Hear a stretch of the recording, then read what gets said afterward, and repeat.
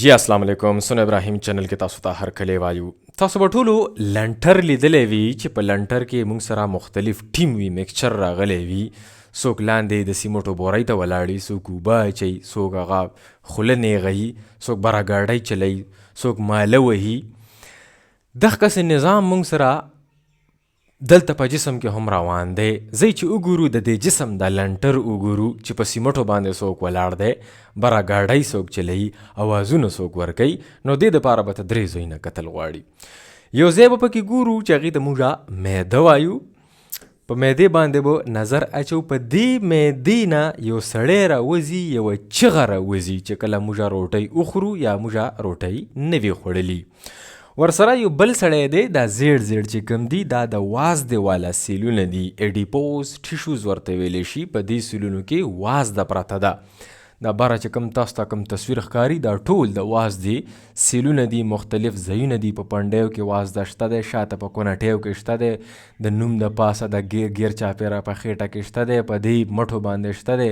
بره په سر باندې شته دی دا ټول ایډیپوز ټیشوز دي ټیک شو براون فیټس او وایټ فیټس خو دلته چې کومه خبره ده نو دا د وایټ فیټس ده براون فیټس زیاتر د هیټ د پاره استعمالیږي د هومیوستاسیس د پاره استعمالیږي دا دوه علاقې دي د دې ځایونو نه به اوازونه راځي بره چې په لنټر د پاسه کم سړی ناست دی هغې ته به موږ وایو هایپوتلمس هایپوتلمس ته هنګر سینټر ویلی شي هنګر سینټر دا داسې وګڼئ چې بره چې کوم سړی ماله وهي هغه لنټر چې جوړوي ګرماله ورسره وي یعنې هغه ګلکار هغه دا دی دا د سیمټو د بورۍ والا سړی دی او دا د اوبو والا سړی دی نو دا ورته د بره نه اوازونه ورکوي ویو بسې کا دلته کې بیا اواز ورکوي راواچوله کا اوبه کمه کا اوبه زیاته کا دغه اوازونه دې ځای کې دا ورل کوي اوس تاسو راځئ دې معدې کې وګورئ چې دا سړی څوک دی دا څوک دی چې دا اواز ورکوي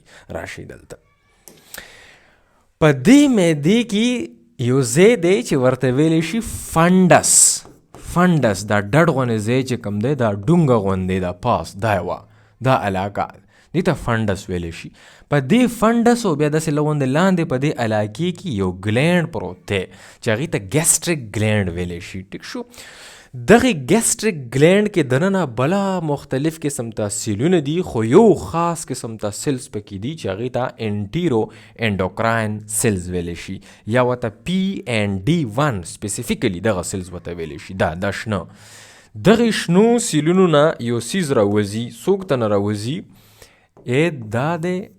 دا دی او دا دی د دې سیلونو نه یو سړی راوځي چې هغې ته ویلی شي ګریلین دا هغه اواز دی هغه چغه ده چې دا سړی بره د لنټر والا سړي ته ورکوي هایپوتلمس ته ورکوي دغه ګریلین راوځي خو کله به راوځي چغه به دی کله وهي چې کله معده خالي شي چې کله ستا معده چوسه شي خوراک ته نه ووځي تا 5-6 ګنټې 3-4 ګنټې شوي وي چې تا خوراکه کړي وي نو بیا به دا سړی بره ترکان ته ګلکار ته یعنې هایپوتلمس ته آواز ورکوي په کوم صورت کې په ګریلین صورت کې دی به د ځان نه یو هرمون وباسي چې هغې ته ویلی شي ګریلین په لوږه کې دا هرمون راووتو دا یو هرمون دی خو دا یا مکمل شوی نه دی دا هرمون دا هرمون د سره لکۍ غوندې لګېدلي ده دا ان اکټیو دی اوس به دته یو سړی راځي بل هرمون به ورته راځي بل انزایم به ورته راځي چې هغې ته ویلی شي ګوټ اسایل ټرانسفیریز دی دا به دلته اسایل ګروپ دلته ورواچي بل اوس دا هرمون چې کوم دی دا اکټیو شلو دغه اکټیو هرمون روان شو په وینه کې چونکې انډوکراین سیسټم دی که نه دا د هرمون والا هغه سیریز لیکچر دی ښه شپږم نمبر آی تھنک سو بره روان شو چېرته هایپوتلمس ته روان شو دا کوم صورت ته اوس انسان وږی دی خوراک یې نه دی کړی نو دا چغه راووتله اوس انسان خوراک وخوړلو نو اوس به هم چغه راوځي لاندې د کوم ځای نه به چغه راځي مسلسل به دا چغه جاري وي د کوم ځای نه د ایډیپوز ټیشوز نه ایډیپوز ټیشوز دا دغه سیلونه دي د دې نه به اوس یو بل سړی راوځي چې هغې ته ویلی شي لیپټین دا بل هرمون دی دا د دی چغه ده دغه لیپټین په وینه کې تاویږي را تاویږي خو دغه تراکاڼ ته به دغه ګلکار ته به چغه ورکوي چې سړي ته ووایه چې شکور په طرف ته لاړ نه شي. نو دا لیکچر دی د ګریلین اینډ لیپټین په باره کې چې دا دواړه هارمونز څنګه کار کوي. دا سړی دی شکور طرف ته بوزي او دا سړی دی د شکور نه راپاسوي. تاسو راځي چې د ګلکار وګورو چې د ګلکار طریقې کار څه دی، دا په څه طریقه باندې کار کوي. دا وګورئ دا شنه سره دا ټول دغه علاقه ده، دې ته ویلی شي هایپوتلاموس. دغه چغې چې د معدې نه او د ایډیپوس ټیشوز نه رالې دا به هایپوتلاموس ته راځي او په هایپوتلاموس کې به یو خاص ځای ته ځي. دا ټول د هایپوتلاموس حصې دي. دا ځای چې کوم تاسو وینئ دې ته ویلی شي arcuate nucleus. دا د هایپوتلاموس حصه ده. دا ټول یونټي دي، وړې نیوکلیای دي. د arcuate nucleus ته به دغه چغه راځي. فار ایگزامپل سړی دی وږی، ټیک شو، یعنی ګریلین هارمون راخوشی دی د معدې نه، د کوم ځای نه؟ د سټمک نه په وینه کې روان شو، هایپوتلاموس ته راورسېدو. په هایپوتلاموس کې کوم ځای ته رالو؟ arcuate nucleus ته رالو، ARC، دې ته ویلی شي arcuate nucleus. دا انټیګریشن یونټ دی. ګوره لیپټین بم دلته راځي پیله او ګریلین بم پیله دلته راځي. هغې نه پس به فیصله کیږي چې که دا لیپټین وي نو کم ځای ته به میسیج وړو او که دا ګریلین وي نو کم ځای ته به میسیج وړو. ګوره د ARC ته چې کله ګریلین رالو نو فیصله به اوس څنګه کیږي د لوږې؟ اوس به داسې کیږي چې د ARC په دې کې دوه قسم ته نیورونز پراته دي، دوه قسم ته. یو نیورونز ته به مونږ وایو NPY-AGRP ټایپ نیورونز، نیوروپیپټاید وای اګوټي ریلیټډ پیپټایډز. دا قسم ته نیورونز په arcuate نیوکلیس کې پراته دي. او بل قسم ته نیورونز دي چې هغې ته موږ وایو POMC او کارټ. دا قسم ته نیورونز پراته دي. دا دواړه قسم ته نیورونز دي. اوس ګریلین چې کوم راغلی دی نو د ګریلین به خپلو دروازو ته ځان رسوي که نه؟ نو د ګریلین چې کومې دروازې دي هغه په دې ځای کې ډېرې دي. د ګریلین خپلو دروازو ته څه وایي؟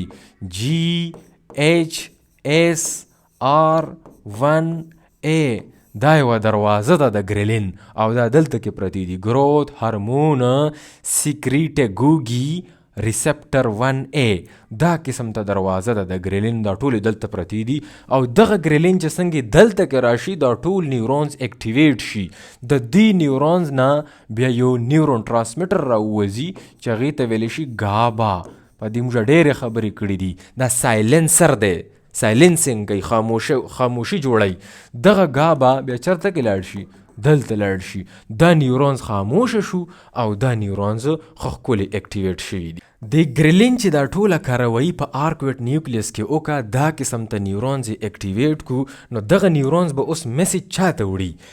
دا ولې arcuate نیوکلیس دلته کې راغلی دی څوک؟ ګریلین. کم نیورونز یې اکټیویټ کو؟ NPY او AGRP. دغه نیورونز به اوس میسیج چا ته وړي؟ دلته وړي. دا شین چې کوم دی دې ته ویلی شي لیټرل هایپوتلمیک ایریا LHA او دغه ځای ته ویلی شي هنګر سینټر، د لوږې والا دفتر. دا د لوږې د دفتر یې ورته اکټیویټ کړلو او اوس دا ټول میسیج په مغزو باندې خور شو او بس انسان راپاسېدو انغري ته لاړو. اوس که هلته که ټماټر پراته دي، که چټني پرته ده، که نیمه شپه ده، که رز ده، که د ماشومانو پراټه ده او که د خپله پراټه ده، بس دی به خوري. اوس چې کله دی دا سیمټ ورچوي انسان موړ شو نو اوس به بل هارمون راوځي د دغه ایډیپوس ټیشوز نه او د ده کاروایي به څه وي؟ د ده کاروایي به هم دغه کسې وي چې څنګه د دې ګریلین وه، خو کاروایي به په بل ځای کې وي. اوس د لیپټین کاروایي ته ګورئ. دا ګوالې اخکه ایریا په مغزو کې چې کومه arcuate نیوکلیس پروت دی په هایپوتلاموس کې، اخکه دوه قسم ته نیورونز پکې پراته دي. دې ته ویلی شي NPY او AGRP. دوه قسم ته نیورونز دي. دې ته ویلی شي هنګر سیګنل. صحیح ده، د لوږې دپاره دا نیورونز اکټیویټ کیږي.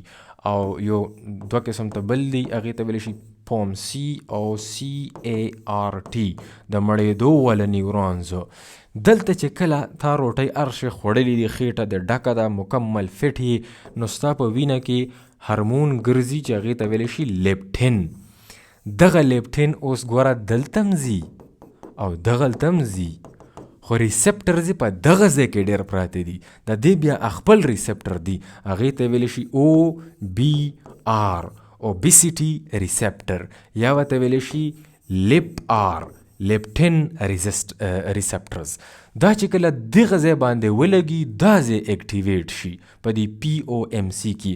چې کله دا ځای اکټیویټ شي نو اوس ګورئ معاملې ته ښه، اوس به معامله دلته کې الټه کړي. دا د ګریلین والا کاروایي وه که نه، اوس د لیپټین کاروایي به بدله وي. ګورئ دا د ګریلین دا کاروایي به چینج کو، اوس لیپټین ته راشي. دا را ورسېدو، لیپټین په وینه کې راخوشی دی، انسان موړ دی، خیرات یې والی دی چې څه شی هم کړي دی خو موړ دی. نو لیپټین چې کله د آرکویټ نیوکلیس ته راشي ARC ته رالو، نو دلته کې چې کله لیپټین بایندنګ وکړي نو لیپټین اکټیویټ کو، POMC او CART نیورونز یې اکټیویټ کو. هغه نیورونز به اوس فایرنګ کوي، سیګنل به وړي کوم ځای ته، دلته به وړي سیګنل. هغه چا ته وړلو؟ ګریلین دې ځای ته وړلو، او لیپټین به دلته وړي. دې ایریا ته څه وایي؟ دې ته ویلی شي وینټرومیډیل هایپوتلمیک نیوکلیس. دې ته ویلی شي د مړېدو والا سینټر، یا ورته ویلی شي سیټیټي سیګنل، یعنی فولنس، مړېدو، بس ډک یمه، هېڅ ضرورت راته نشته روټۍ ته. دغه ځای به اکټیویټ شي، ټول دماغو باندې میسج خور شي چې سړی نغري نه راپاسوئ، ټول ماشومان یې تباه برباد کړو، روټۍ ټوله ووله، بس ته به اوس د دغه ځای نه راپاسې. دا د لیپټین او د ګریلین کاروایي ده چې انسان شکور طرف ته بوزي او د شکور نه راپاسوي. دوه هارمونز دي سیملټینیسلی کار کوي، چې یو اوچت شي بل ټیټ شي، چې بل ټیټ شي بل اوچت شي. دې ته ویلی شي نیګیټیو فیډبیک میکانیزم. اوس کله کله یوه مسله پکې راشي، مسله راځي شي د غټو کسانو کې، د موټاپا وغیره د مسلې چې راشي، دې کې راځي څه شی؟ لیپټین ریزسټنس. لیپټین ریزسټنس. ګوره انسان غټ وي په وجودو، خو به د ډېر خوراکونه کوي، هغې د وجې دته بیا وروسته شوګر مسلې را پیدا شي، ځکه چې په ده کې د پیله نه راغلی وي لیپټین ریزسټنس، او ورسره اټیچ تړلی شوی راشي بیا انسولین ریزسټنس. انسولین او لیپټین یو شان دی کار کوي. دا لیپټین چې کوم ځای کې بایندنګ کوي، دغه ځای کې انسولین هم څه ناڅه بایندنګ کوي، دی تقریبا ملته جلته کار دی. خو دغه لیپټین په وینه کې ډېر ګرځي، انسان وجود باندې غټ دی، غټ شوی دی، نو د ده په وینه کې لیپټین خو ډېر دی، خو دغه لیپټین کار نشي کولی، ان افیکټیو دی، ریزسټنس راغلی دی. څنګه چې د انسولین ریزسټنس راځي د شوګر په بیمارۍ کې، دغسې لیپټین ریزسټنس راځي. لیپټین ریزسټنس هله راشي چې کله وجود انسان غټ دی، نو د دې غټ وجود کې دننه څه پروټینز را بیدار شي، اکټیویټ شي، لکه یو پروټین دی SOX3. دا پروټین په غټو خلکو کې، په غټو وجودونو کې را بیدار شوی وي. دغه SOX3 پروټین چې کوم دی دا راشي، او دا د لیپټین والا چې کوم ریسپټر دی چې هغې ته ویلی شي LIPR، دا دغه نیورون دی، دا په باندې د پاسه د لیپټین والا ریسپټر دی LIPR. نو دغه SOX3 پروټین چې کوم دی دا د دې LIPR ته راشي او په دې ځای باندې بایندنګ وکړي. اوس که د بهر نه په باندې د ریسپټر ته لیپټین راځي، خو دا سیګنل نشي ورکولی دننه نه چې انسان موړ دی، انسان موړ دی، انسان موړ دی، ورته ووایه چې راپاسي. لیپټین خو سړی راپاسئ، نو چې دننه دا سیګنل نه درکوي، سیګنل نه راځي، نو د لیپټین کاروایي ختمه شوه، نو انسان موړ هم دی او لګیا دی خوري هم، اوور ایټینګ کوي، نو انسان موټاپې طرف ته روان دی، او سلګ ټیم پسه بیا ورته انسولین ریزسټنس وشي چې هغې ته شوګر بیماري ویلی شي. دا ټوله کاروایي په غټو خلکو کې راځي. دا وه د لیپټین او د ګریلین ټوله کهاني. انشاءالله سبا به راځو د یو بل هارمون سره. ګورئ وسونه ابراهیم یوټیوب چینل. مهرباني.